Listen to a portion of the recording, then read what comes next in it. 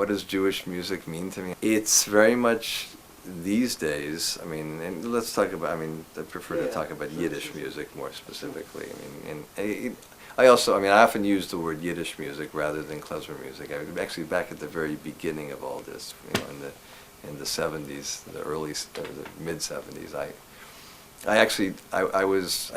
I was opposed to us using the term klezmer music. I thought, you know, it's like I felt it was almost like a euphemism. The music was broader than that. It wasn't just what we were playing and performing was not just the instrumental klezmer tradition, but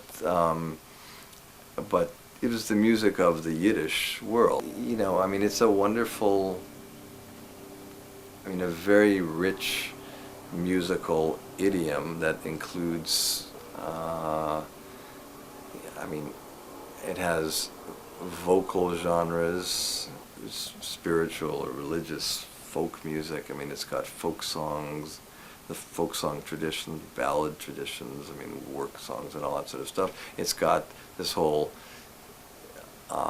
many different levels and periods of instrumental music within it. And, you know, I think nowadays, I mean, and for quite a while, but especially nowadays, that all of that is coming to you know, it's come together into more of one pot. And, you know, especially, I mean, I started writing songs in Yiddish, I mean, new songs in like 1983, I guess. There are, you know, I'm not the only one, but back then I was probably, you know, one of a couple of people who was doing it, at least in North America, and the other being Josh Woletsky, who has written wonderful, wonderful songs too. But you know, now, I mean, it's a living organism. I mean, I mean, the music has changed. As with Jewish identity, it's, you know, I mean, it's a very fluid thing where the borders are not necessarily so easily defined.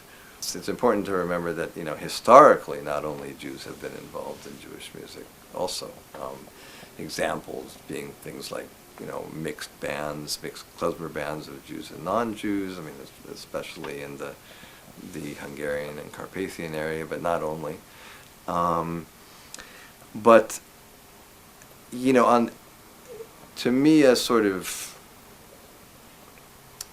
I don't know if I want to call it negative side, but a side that I don't necessarily like so much, is that sometimes the borders can be so vague that it ends up being ill-defined, and it ends up kind of being nothing in particular, like, you know, sort of like anything can be Jewish music. And I mean, I don't stay awake at night, you know, worrying about this or you know, or thinking about it all the time. But, you know, I do think about it, and it's